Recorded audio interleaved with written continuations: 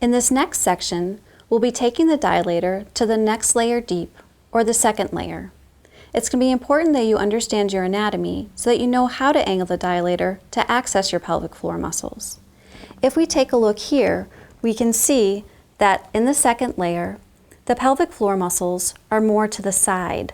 So we're going to need to angle the dilator in order to reach those. So if you take the dilator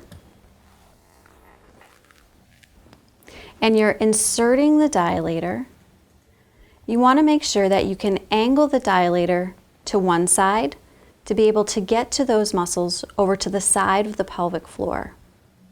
Then what you can do is take the dilator and angle it to the other side, once again to get to the side muscles of the pelvic floor.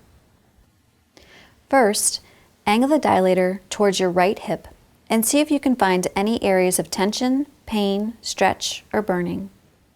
Next, angle the dilator towards the rectum on the right, gently, to see if you can find any areas of tension, pain, stretch, or burning.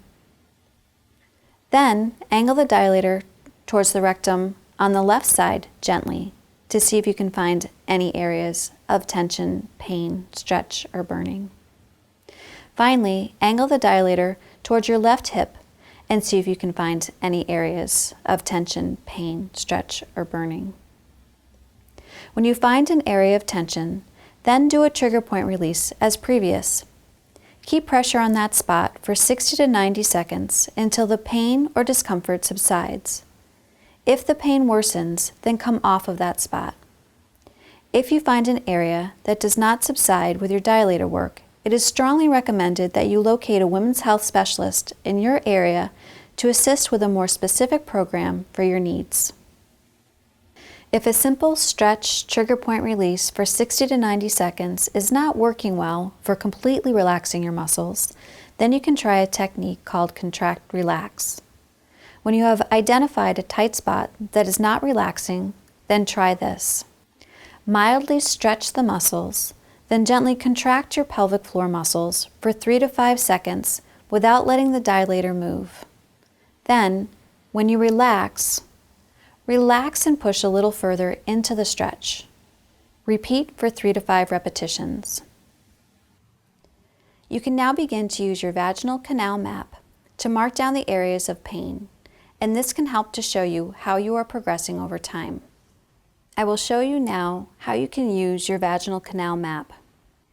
Go ahead and grab the piece of paper that has the vaginal canal map on it, where you can then write down the descriptions of where your pain is at, how much pain that you are in, the intensity of your pain, and the type of pain that you're having.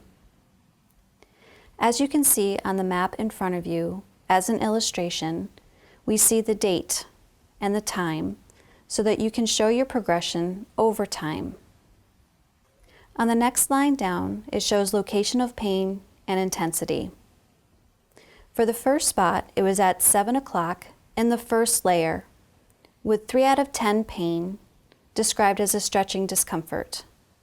We're going to use a pain scale from 0 to 10, with 0 being no pain and 10 being emergency room pain.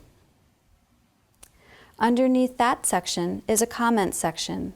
For example, after 45 seconds of trigger point work, pain subsided to 0 out of 10. Then you can go locate another area of pain or discomfort.